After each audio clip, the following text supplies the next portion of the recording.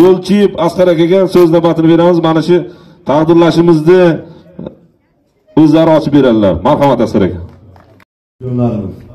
Hammalarimiz ko'rib olib xursand bo'ldim.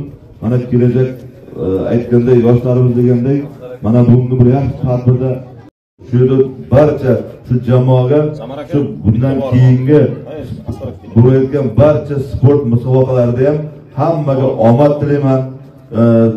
Ularga shu mana shu Urgut tumanini shu obro'siga obro', faxriga faxr qo'shib, yanada shu viloyat, respublika qolaversa, jahon miqyosida o'tkaziladigan sport musobaqalarida mana shunday bir faxrli o'rinni olib, mana shu bizni faxrimizga faxr qo'shishlaringizni tilab qolaman.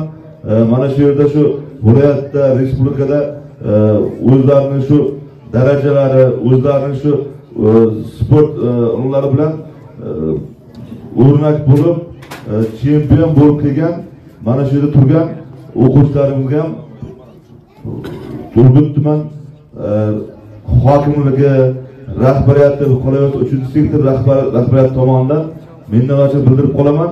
Yana bir marta hammaga omad tilayman. Ilohim hammalarning ko'z tegmasindagi doim shu chempion bo'lganlarida mana shunday taqdirlash bizga ham nasib qilsin. Hammaga omad tilayman. Rahmat. Assalomu alaykum.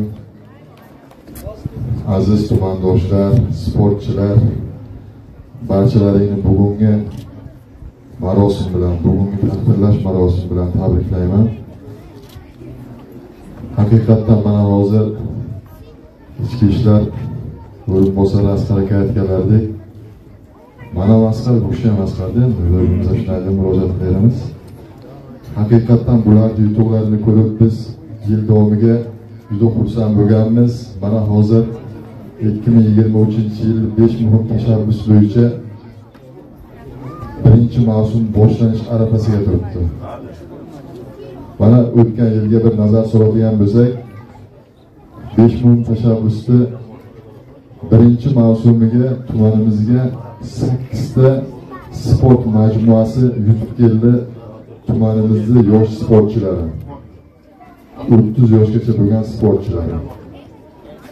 Ikkinchi mavsumga esa 4 ta sport majmuasi, ya'ni workout maydon, mini futbol maydonlarini yutib keldi. Va mana bu hozir 2023-yil mavsumiga undan ham ziyoda yutuqlarni sizlardan kutib qolamiz. Ishlaringga omad. Mana bu yerga sizlarga tarbiyalayotgan murabbiylarni iloyim kuchlariga kuch, g'ayratlariga g'ayrat qo'shilsinki, bundan keyingi holatlarga ham tumanimizni sha'nini, tumanimizni nomini jahonga tanitib yurish nasib qilaversin barchalaringga.